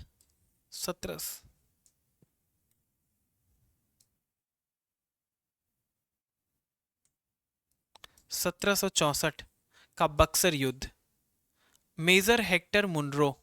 ठीक है, मेजर हेक्टर मुनरो थे। The habitable zone in the universe is known as, किस नाम से जाना जाता है? कुइपर बेल्ट नहीं भाई, कुइपर बेल्ट तो बीच का वो जगह है। एस्टोराइड बेल्ट बिल्कुल नहीं। गोल्डीलॉक्स जोन के नाम से जाना जाता है। ठीक है, गोल्डीलॉक्स जोन्स, ये वाला सही है, C. The cosmic snowballs of frozen gas, rock and dust that orbit the sun are known as, जमे हुए गैस, चट्टान और धूल के पिंड जो सूर्य की परिक्रमा करते हैं उन्हें क्या कहते हैं? धूमकेतु, कॉमेट कहते हैं। अभी एक नया कॉमेट आया था जो सूर्य के पास से तो निकल गया लेकिन अब पृथ्वी के पास आने वाला है, उसका नाम क्या है बताइएगा कमेंट करके। कंसीडर द फॉलोइंग पेयर, निम्नलिखित युग्मों पर विचार करें। थियरीज और किसने प्रतिपादन किया है उसका? हाइपोथेसिस क्या है? प्लेनेटेसिमल परिकल्पना। तो जो ये प्लेनेटेसिमल परिकल्पना है इसका जो प्रतिपादन है वो किसने किया है? प्रतिपादन चैम्बरलेन एवं मॉल्टन ने। तो ये गलत हो गया। अब टाइडल हाइपोथेसिस जो है, ज्वारीय परिकल्पना, इसको जेम्स जीन ने किया है, तो ये भी गलत हो गया। अब नेबुलर हाइपोथेसिस, निहारिका परिकल्पना, लैप्लास ने दिया है, बिल्कुल सही है। और गैसियस हाइपोथेसिस एम्यूनल कांट ने दिया है। बहुत बड़े मैथमेटिशियन थे, क्या थे? मैथमेटिशियन थे बहुत बड़े, एम्यूनल कांट। तो हमारा 3 और 4 तो सही हो गया, केवल 2 युग्म क्या हो गए? नॉट करेक्ट में भी 2 हैं और करेक्ट में भी 2 हैं, ठीक है। Consider the following statement regarding big bang theory. प्रसारित जो ये सिद्धांत है, इसको क्या कहते हैं? यूनिवर्स हाइपोथेसिस भी कहा जाता है। बिल्कुल, इसको यूनिवर्स हाइपोथेसिस भी कहा जाता है, सही बात है। The expansion of universe means an विस्तारित आकाशगंगा के रूप में भी जाना जाता है। इंक्रीज स्पेस बिटवीन गैलेक्सीज, तो ब्रह्मांड के विस्तार का अर्थ आकाशगंगाओं के बीच स्थान का बढ़ना है। तो ऐसा है क्या? बिल्कुल है, बिल्कुल है। 1 2 3, मतलब 1 या 1 2 या 2 या कोई नहीं, तो हमारा जो है ये 1 और 2 दोनों है, ठीक है। 1 और 2 दोनों है। आप सभी जानते हैं बिग बैंग थियरी के बारे में क्या थी सरकल्पना, उसकी जो परिकल्पना थी वो क्या थी, किस तरीके से कहते हैं कि कैसे हम 7.6 अरब साल पहले की बात जब हो रही है, तो किस तरीके से ब्रह्मांड बनना शुरू हुआ था, वो कैसे वो बिग बैंग थियरी उसी पे अप्लाई होती है। इसी से संबंधित एक हमको साक्ष्य भी मिला है जिसको कहते हैं रेड शिफ्ट थियरी। क्या कहते हैं? रेड शिफ्ट थियरी, जिससे पता चलता है कि ये जो थियरी है, ये जो थियरी दी जा रही है, ये गलत नहीं है, ये सही थियरी है, ठीक है। आगे चलते हैं। Who among the following propounded the supernova hypothesis? Supernova परिकल्पना किसने प्रतिपादित की थी? होयल ने, ठीक है, होयल ने की थी। एम्यूनल कांट ने भी नहीं किया था, मॉल्टन ने भी नहीं किया था, लाप्लास जो निहारिका से संबंधित थे, होयल ने की थी, ठीक है। Which of following is not a condition required for the definition of a planet by the International Astronomical Union? तो ग्रह के परिभाषा के लिए इसमें से क्या आवश्यक नहीं है? यह सूर्य की परिक्रमा करता हो, यह तो बहुत जरूरी है। It must have a natural satellite, तो इसका मतलब इसकी बात नहीं होगी, इसमें बताना है कि क्या नहीं है ना, तो इसकी बात नहीं होगी। It must have a natural satellite, इसका प्राकृतिक उपग्रह होना चाहिए। गुरुत्वाकर्षण के कारण गोले के रूप में बनने लायक द्रव्यमान होना चाहिए और इसकी गुरुत्वाकर्षण शक्ति अपने कक्ष के आसपास के पिंडों को हटाने में सक्षम हो, इसकी भी बात नहीं होगी और इसकी भी बात नहीं होगी। यहाँ जो है वो बी हो जाएगा, इसका एक प्राकृतिक उपग्रह होना चाहिए। बहुत से ऐसे भी ग्रह हैं, जैसे शुक्र का कोई उपग्रह नहीं है, तो ये कोई बड़ी बात नहीं है, ठीक है। 2006 में क्या किया गया था? प्लूटो को निकाल दिया गया था, प्लूटो को निकाल दिया गया था। पहले हमारे ग्रह 9 ग्रह थे, अभी कितने हैं? 8 हैं। प्लूटो को निकाल के अब 12वें ग्रह में डाल दिया गया। Which of the following is known as earth twins? शुक्र को जानते हैं, वीनस। आकार बिल्कुल सूर्य जैसा है, क्रस्ट भी। The angular distance of a point on the earth surface measured in degrees from the centre of the earth is known as. पृथ्वी की सतह पर किसी बिंदु की कोणीय दूरी केंद्र से डिग्री में मापी जाती है, केंद्र से डिग्री में मापी जाती है, ठीक है। तो उसको क्या कहेंगे? जाहिर सी बात है, जब उसके केंद्र को मापते हैं तो वो अक्षांश रेखाएं होंगी, क्या होंगी? लैटिट्यूड, ठीक है। लैटिट्यूड की बात हो रही है यहाँ पे।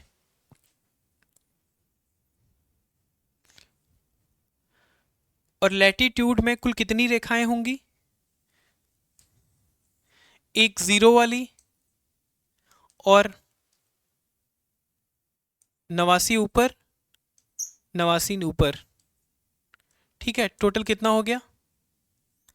179 लाइंस, ठीक है। 179 लाइंस होती हैं। और इसी वाले में क्या होता है? ट्रॉपिक ऑफ कैंसर होता है, ट्रॉपिक ऑफ कैप्रिकॉन होता है और ये इक्वेटर होता है, ठीक है। ट्रॉपिक ऑफ कैंसर और ट्रॉपिक ऑफ कैप्रिकॉन, ठीक है, यही है अक्षांश।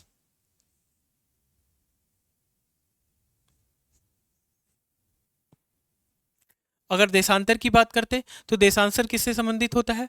वो टाइमलाइन से संबंधित होता है, टाइमलाइन से संबंधित होता है, ये वाली रेखाएं। ठीक है, तो हमारे भारत की जो है वो कौन सी है टाइमलाइन? 82 degree 30 minute. 30 मिनट कहाँ से जाती है? ये कुल 5 राज्यों से होके जाती है। ट्रॉपिक ऑफ कैंसर भारत में कहाँ से होके जाती है? 8 राज्यों से होके जाती है। ठीक है, the tropic of cancer passes through which of the following state? तो कर्क रेखा ट्रॉपिक ऑफ कैंसर किससे होके जाती है? गुजरात, राजस्थान, मध्य प्रदेश, छत्तीसगढ़, झारखंड,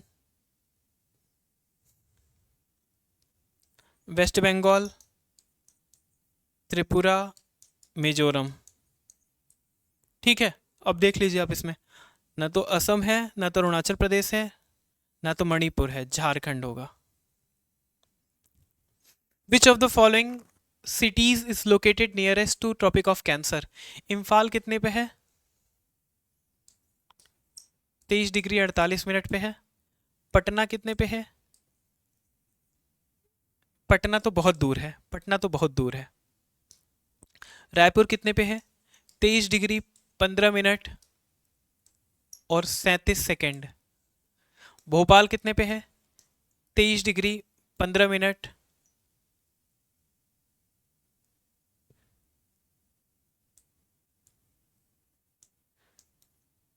57 सेकेंड।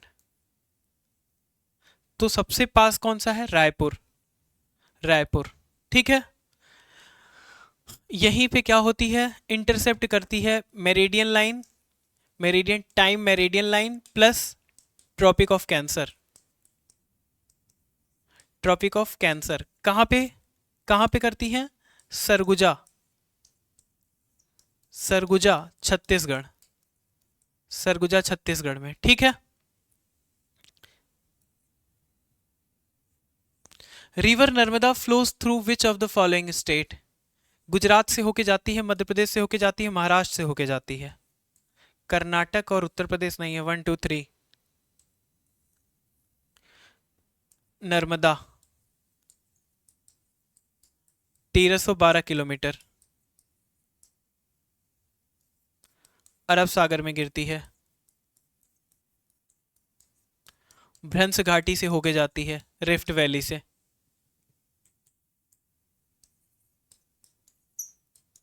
किससे होके जाती है? रिफ्ट वैली से होके जाती है। ठीक है, और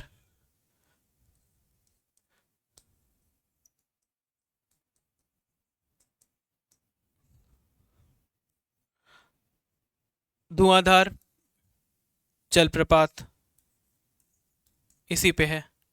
ठीक है, और एक बात, जो नर्मदा है ये कहाँ से निकलती है? अमरकंटक से। अमरकंटक से एक नदी और निकलती है जिसको कहते हैं सोन, और सोन किसकी सहायक नदी है? गंगा की।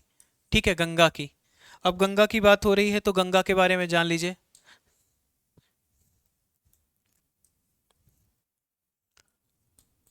गंगा के बारे में जान लीजिए। गंगा के जो प्रयाग हैं वो कौन कौन से हैं? विष्णु प्रयाग,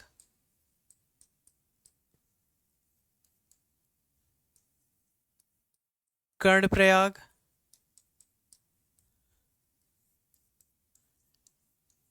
रुद्र प्रयाग, नंद प्रयाग,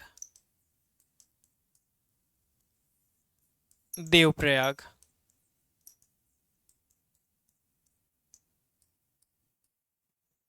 कौन कौन सी नदियां मिलती हैं आइए देखते हैं।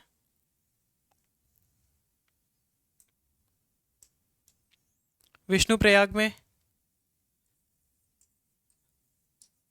अलकनंदा,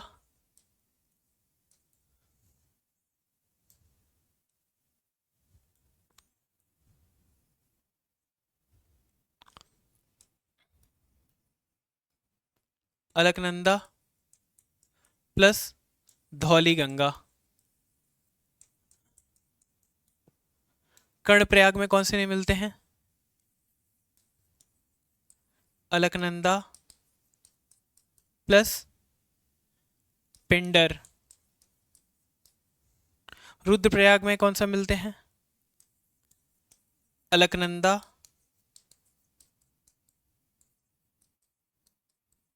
मंदाकिनी। रंध्रप्रयाग में कौन सी मिलती है? अलकनंदा नंदाकिनी। देवप्रयाग में कौन सी मिलती हैं? अलकनंदा भागीरथी। भागीरथी। और यहीं से इसका नाम क्या हो पड़ता है? गंगा। गंगा। अब गंगा कितनी बड़ी है? 2525 किलोमीटर। जल ग्रहण क्षेत्र कितना है? 8,91,000 किलोमीटर। ठीक है। बात की जाए उत्तर प्रदेश में सबसे ज्यादा बहती है कितनी? 1450 किलोमीटर। बिहार में सबसे ज्यादा कौन से जिले से होके जाती है? तो वो कौन सी है? पटना। पटना से जाती है कितनी? 99 किलोमीटर। ठीक है। इसके किनारे बसा हुआ सबसे बड़ा शहर कौन सा है?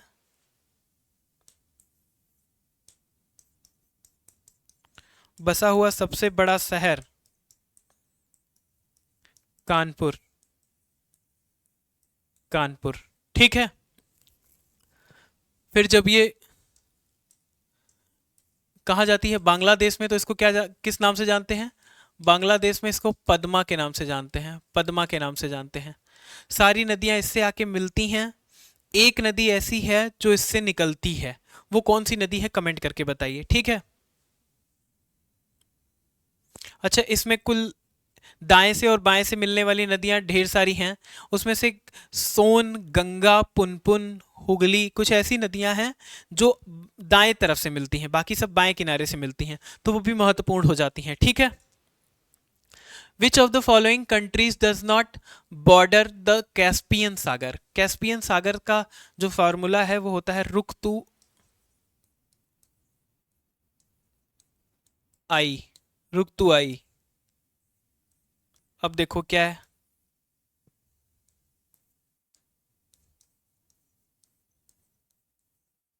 रसिया,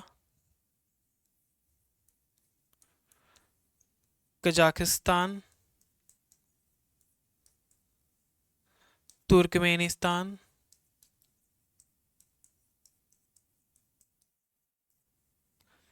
Azerbaijan,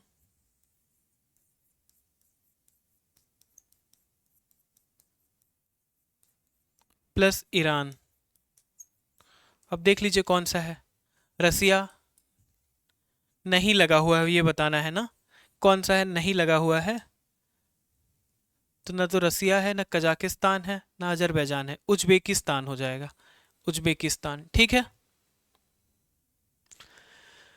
Coriolis force affected the movement of winds and ocean current due to which factor? तो पवन तथा समुद्री धाराओं की दिशा पर कोरियोलिस बल किस कारण से प्रभाव डालता है? पृथ्वी के गुरुत्वाकर्षण बल के कारण, पृथ्वी के असमान ताप के कारण, पृथ्वी की अपनी धुरी पर घूर्णन के कारण, या ज्वारी बल के कारण? तो घूर्णन के कारण। ठीक है। घूर्णन के कारण। निम्नलिखित में से कौन सी नदी गोदावरी नदी की प्रमुख सहायक नदी है? भीमा कृष्णा की सहायक नदी है। मूसी कृष्णा की सहायक नदी है। काबिनी कावेरी की सहायक नदी है। कृष्णा कहां से निकलती है? महाबलेश्वर की पहाड़ी।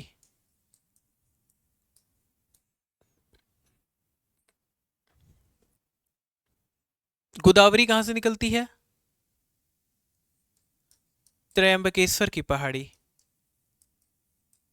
त्रयंबकेश्वर की पहाड़ी महाराष्ट्र। कृष्णा कहां से निकलती है? महाबलेश्वर की पहाड़ी महाराष्ट्र। ठीक है। मंजीरा क्या है? वो गोदावरी की सहायक नदी है। किसकी? गोदावरी की। गोदावरी की सहायक नदियां बहुत हैं। प्राणहिता, मंजिरा, प्रवरा, प्राणहिता, मंजरा, प्रवरा, दुनिया भर की सहायक नदियां हैं किसकी? गोदावरी की। ठीक है, गोदावरी की। गोदावरी कितनी बड़ी नदी है? 1665 किलोमीटर लंबी है, लगभग 1665 किलोमीटर लंबी है। महाबलेश्वर की पहाड़ी जो कृष्णा है, कृष्णा महाबलेश्वर से निकलती है, और भीमा शंकर से भीमा निकलती है जो कि कृष्णा की सहायक नदी है। ठीक है। काबिनी कावेरी की सहायक नदी है। कावेरी कहाँ से निकलती है? ये निकलती है ब्रह्मगिरी की पहाड़ी से, कर्नाटक से। कहाँ से? ब्रह्मगिरी की पहाड़ी, कर्नाटक, कर्नाटक से। ठीक है, कर्नाटक से। अब एक फैक्ट और जान लीजिए, अगर दक्षिण भारत की गंगा कही जाए,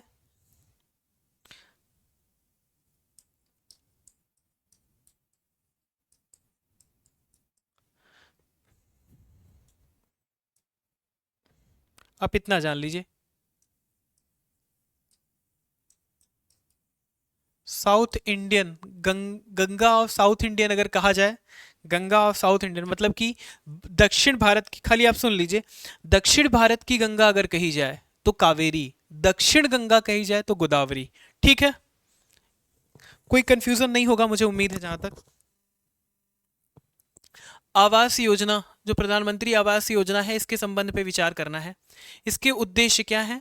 इसका उद्देश्य 2022 तक सभी को किफ़ायती आवास प्रदान करना है। मतलब ऐसा नहीं है, यहाँ लिखने का मतलब है कि 2022 में इसको लॉन्च किया गया था, और इसका उद्देश्य ये था कि सभी को क्या? किफ़ायती आवास प्रदान किया जाए। तो बिल्कुल सही बात है।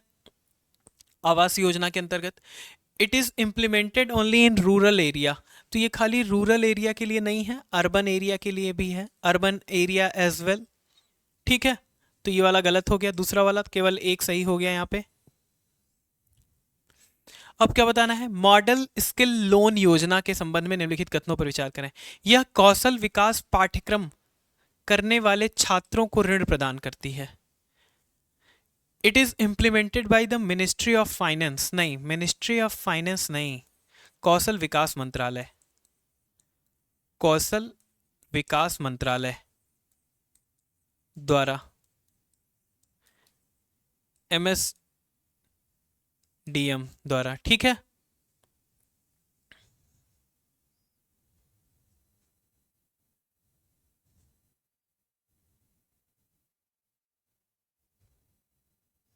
आगे चलते हैं, केवल एक सही है।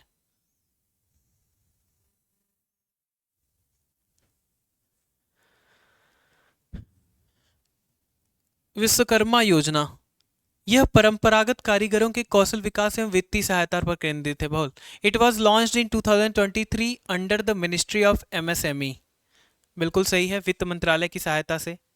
ठीक है, इसमें वित्त मंत्रालय भी इंक्लूडेड था, वित्त मंत्रालय भी इसमें इंक्लूडेड था। तो हमारा दोनों सही है, दोनों सही है, सी वाला विकल्प। Which of the following is not an example of fluvial landform? Valley, घाटियां, वी आकार की घाटी बनती नदियां बनाती हैं, तो ये नहीं हो सकता। ऑक्सबो लेक, मैंने ऑक्सबो लेक भी आपको बताया है किस तरीके से बनती है, तो वो भी नहीं हो सकता। मियानी घुमाव नदी, घुमावदार नदी प्रवाह, तो ये भी नहीं हो सकता। हिमनद की बात अगर कर लें तो हिमनद क्या है? ये जो हिमनद है उसके द्वारा, ये उससे संबंधित है, जैसे मोरेन, मोरेन, सर्क, ये उससे संबंधित है, तो यही हमारा सही हो जाएगा डी विकल्प। ठीक है, यही हमारा सही हो जाएगा डी विकल्प। अब ये जो हमारा 7वां पेपर था, इसके अंतर्गत भी हमने 100 क्वेश्चंस को देखा, और इसके लेवल थोड़े से ज़्यादा थे। मैं अगला पेपर थोड़ा सा कम लेवल का रखूँगा, और यहाँ पे जितनी भी चीज़ें थी, अब धीरे धीरे आपको ऐसा लगेगा कि चीज़ें आपके है में आ रही हैं। तो आप कमेंट करके ज़रूर बताइएगा कि कहाँ पर कितनी असुविधा हो रही है, या फिर क्या आप नया चाहते हैं। ठीक है, उसी हिसाब से फिर अगले पेपर भी आपको देखने को मिलते रहेंगे। तो आज के लिए इतना ही, फिर अगली बार मिलते हैं, और आप थोड़ी तैयारी से आकर क्लास में ज़्यादा से ज़्यादा अटेम्प्ट करिए और अपनी तैयारी पर फोकस रखिए। आपका बहुत बहुत धन्यवाद।